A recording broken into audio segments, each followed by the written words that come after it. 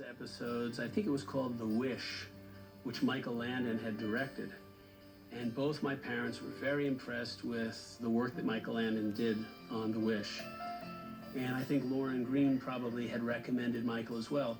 My father already knew Michael because Lauren and he were good friends, and I think he'd met Michael at Lauren's house on several occasions. And he thought Michael Landon would be terrific. My father was at the pinnacle of his career as a television actor. He was smart enough, however, to hone his craft in other areas. Michael Landon started Bonanza in 1959 as a 22-year-old kid. By 1962, he'd worked out a deal to write and direct on Bonanza. So it was very clear early that Michael had a hunger to wear all the hats. My father asked my sister, Brooke, to take the script to Michael Landon. By that afternoon, he received a phone call from Michael saying that not only did he want to direct it, but he also wanted to star in it. And that's how it started. It was a match made in heaven.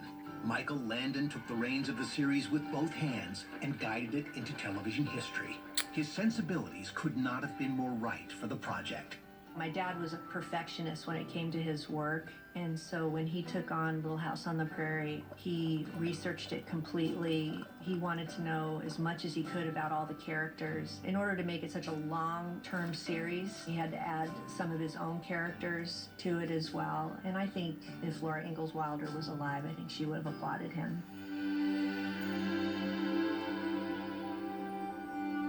The possibility of creating a show that presented a happy, harmonious family as an example to audiences appealed to Michael Landon for very personal reasons. The series Little House on the Prairie meant a lot to my father. He grew up in a pretty dysfunctional family. His parents literally would be sitting at the same dinner table, and they would communicate with each other through my father. So, tell your father to do this. He did not grow up in a happy home. He loved his parents, but there was a lot of heartache along the way. And I think when my dad was able to have a family of his own, he wanted to have a very different life, not only for himself, but for raising children in a loving environment. And I think he wanted to take that into his work. They said that you couldn't get a decent job, and that all you could do was clean up after the animals, and that you smelled bad. They were right 2 out of 3. And I do clean the stables. I come home from working all day. I don't exactly smell like a bottle of lemon verbena, now do I? I think that Little House and his time as Charles Ingalls at the center of this wonderful family was the life Michael wanted to have.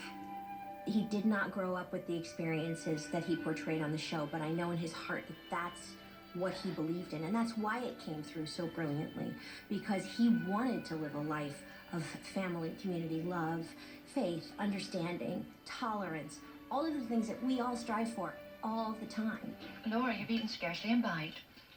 Not very hungry tonight, Ma. Is Mr. Pike really a maniac? Who told you that? Well, Mrs. Olson and Willie and Ellie said he was dangerous. What a thing to say. He's just an old man who likes his privacy, that's all. And has every right to it. Sure does look scary. Well, maybe I'll look scary when I get as old as he is. There's no question that the ideals that he was having us live up to on film were the ideals he carried around in his own heart. He was giving, he was loving, he was generous. He was probably the most special man I've ever met, other than my husband, of course. Michael Landon's remarkable sensitivity as a director made itself evident in the consistently high quality of performances in Little House. On days when we'd be shooting a scene and it would be a very emotional scene and I would have a hard time getting there, he would walk me away from the set. And by the time we got away from everybody, he would kneel down in front of me and he would have already started tearing up. And he would just look at me and he'd say, do you have any idea how much I love you? And then, like now, I'd be done. And he'd say, you ready? And he'd walk me back in, and it would work. Oh, we're gonna lose that. Oh, no, easy. Alonzo do this to us? Getting us so deeply in debt. You know, just a minute. Don't you start blaming Almanzo. I never saw a man work harder than he has. His crop was only a few days from being harvested when that storm hit. It's not his fault. Look, you've had a setback, and a bad one. But it's not the end of the world. In addition to his gifts for creating moving television drama, Michael Landon brought to Little House his own unique sense of humor. You know, in Little House, it was a dramatic television series, but you can definitely see in a lot of the episodes a lot of the fun-loving side of my dad. But there was also a quirkiness side to him. He was a huge practical joker. People don't realize, but Michael was a very shy man. He covered it very well, with his great sense of humor, his laugh, his sarcastic ways. I thought you were all through your homework, Apple. Well, we're having a Bible quiz in Sunday school. Oh, good. I'll ask you a few questions, see if you can answer. Where do they mention baseball in the Bible? Baseball? Mm-hmm. I didn't know they played baseball in the Bible. Mm-hmm. Very first line, Book of Genesis. In the big inning. Charles.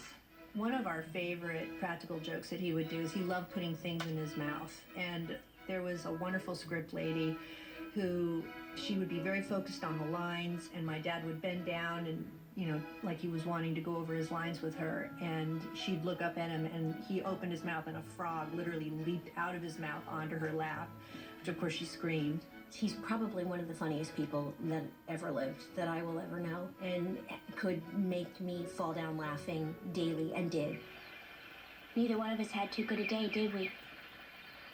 I really am sorry. Me too. You got nothing to be sorry about. It was all my fault. It was both our faults. It was more my fault than it was your fault. Well, it was my fault before it was your fault. I had the fight with Nellie. But that was her fault. Well, and it's neither one of our faults. It's Nellie's fault. Yeah, it's Nellie's fault.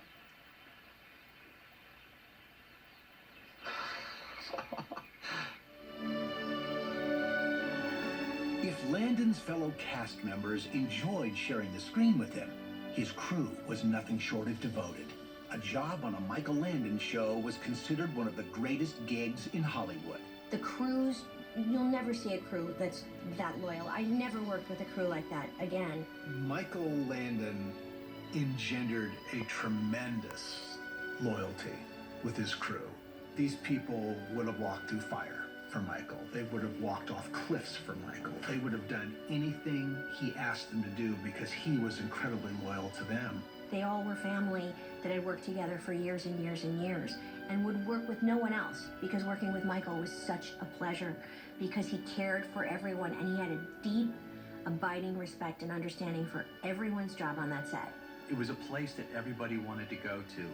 There wasn't kind of that drudgery and that kind of sense of fatigue that you get, especially in the TV series work, because it's such a grind. He never worked the crew long hours. I mean, nowadays, it's not uncommon to be working, 14-hour days. We would work a 12-hour day. That was our schedule, whether it was to the studio or local location. But for instance, Mike on a Monday night would say to the crew after lunch, he'd say, there's a hell of a ball game on tonight. He says, I want to get home by 6 o'clock to see it.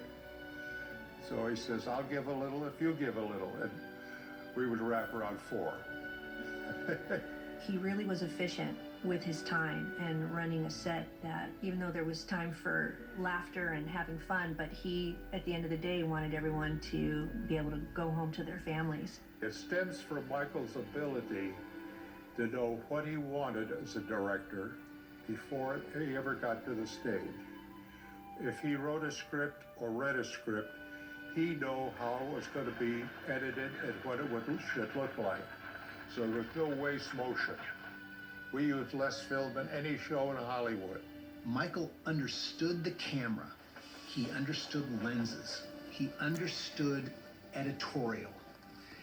He knew what he was trying to achieve and understood the process. And he didn't leave it to anybody. I mean, Michael cut the show and the camera.